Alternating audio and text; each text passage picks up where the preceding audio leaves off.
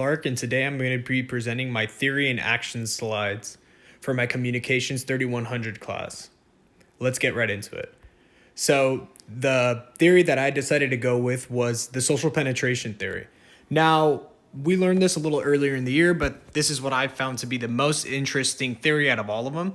A little bit about the social penetration theory is the social penetration theory proposes that as relationships develop, interpersonal communication moves from relatively shallow, non-intimate levels to deeper, more intimate ones. The founding on this theory was this theory was developed in 1973 by Erwin Thomas and Dalmas Taylor. It is a theory that seeks to explain why and just how we began to deepen relationships in the very first interaction with a person. How relationships deepen through the idea of the self-disclosure, this is what we're trying to figure out. So a little bit on self-disclosure as we dive into the social penetration theory.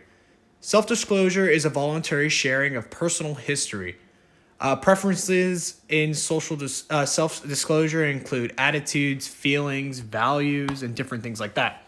The act of actively sharing personal aspects and information of lives, such as your life or how you live, to others.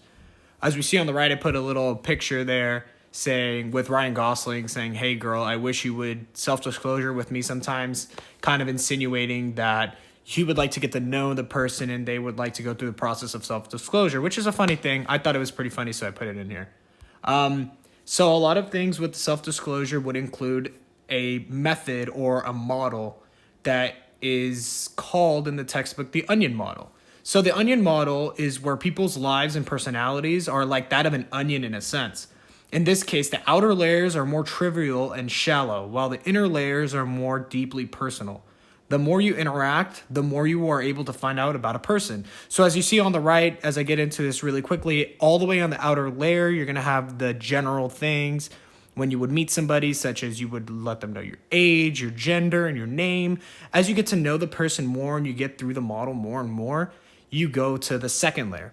Preference in clothes, food, and music. Third is where you would goals, aspirations. Fourth is you're getting really, really deep into the onion, kind of peeling back those layers, getting to know this person a little bit more. Something like religious convictions. 5 and 6, obviously, deeply held fears and fantasies would be something that you wouldn't just want to share with the person right off the bat.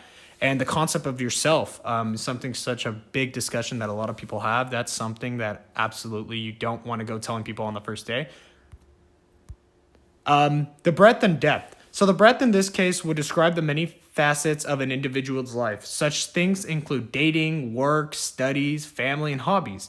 Depth is more of a thing that pertains to a person's breadth and a degree of disclosure a person is actually willing to give. Both topics are important to understand that the relationship is reciprocal. This would lead us into the 5-step process to describe the idea of self-disclosure in relationships. So understanding the two differences here between breadth and depth is actually huge, because if we get them mixed up and we actually get them confused, we're not going to be able to understand breadth and depth. So absolutely knowing that one has to do with the many facets of an individual's life, and the other one actually being the facets to the degree of how much a person is willing to share with another. So let's dive right into it. Number 1 would be the orientation stage. In this stage, this is where communicators become acquainted. First impressions include dress and mannerisms and heavily tied to social norms. It's almost like when you meet someone at first, you're talking to them, you're going to talk, hey, how's the weather? You're not necessarily going to tell them about that weird scar or that weird rash that you have on your back. It's going to be something truly simple, such as how nice weather we're having, or something such as, oh, what will you have to eat? But something more simple, nothing too discreet. Number 2 is going to be the exploratory affective stage. In this stage, communicators would share more about themselves. Sharing included opinions on favorite sports teams and politics. More casual friendships begin at this stage. Most end up and stay at this stage, as we see by statistics through online. I put on the right a picture here of LeBron James and Michael Jordan. I feel like you're getting comfortable with somebody when you're able to debate sports with them and you're able to come on some kind of middle ground. Politics as well, that's something that A lot of people have to be really personal with a person to even be able to discuss politics. So both things are really something of nature. Number three is going to be the affective stage. This is where communicators disclose personal and private matters. In this stage, people are more comfortable to argue and criticize, and romantic relationships begin to develop. So as I put on the right, you see that we have Scarlett Johansson here on the left and Adam Driver on the right, and you have to turn in your work. I don't know how. It's an assignment that's so easy. So it's kind of the frustration. So this is how much you're getting more comfortable with a person. You're able to more kind of like, I wouldn't want to say judge them, but you're able to criticize them, and you're able to argue with them, and you're actually being able to input more of an opinion on their personal lives, and they're able to put one on yours as well. This leaves us into number four, the stable stage. So in the stable stage, communicators in this stage share a comfortable relationship. This is where what often occurs in this stage is people are so comfortable with one another, they can often predict how one another is going to react to something. As I put on the right, I put a little meme on the right. It's a little cat saying, "Oh, my wife's going to kill me," probably because he gambled away all his money, something funny. But this is, at this stage, at the stable stage, you're actually going to be able to know how another person is going to react. This is how much you've gotten to know the person. This is how much you've been with the person, communicated with the person. So if I left the TV on one night and my significant other doesn't like when I do that, I know that that's going to get them upset because we are at the stable stage at this point. For example, the final stage here is going to be the depenetration stage. And this stage is where often when both communicators believe that the cost of self-disclosure outweighs the benefits. So they'll withdraw from using the self-disclosure, thus ending the relationship.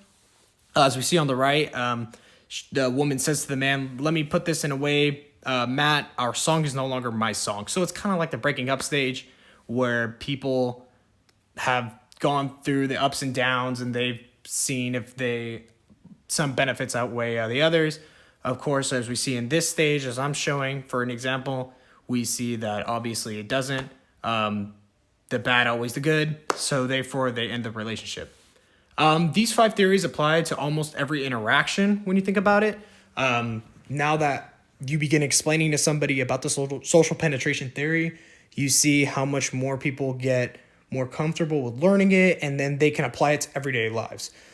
So what I like to say to people when learning about the social penetration theory or learning about it is the next time we think about a meeting, you think about a meeting somebody, think of an onion. Think of somebody you're slowly being able to peel back and peel back and peel back that onion to get to know the person more and more.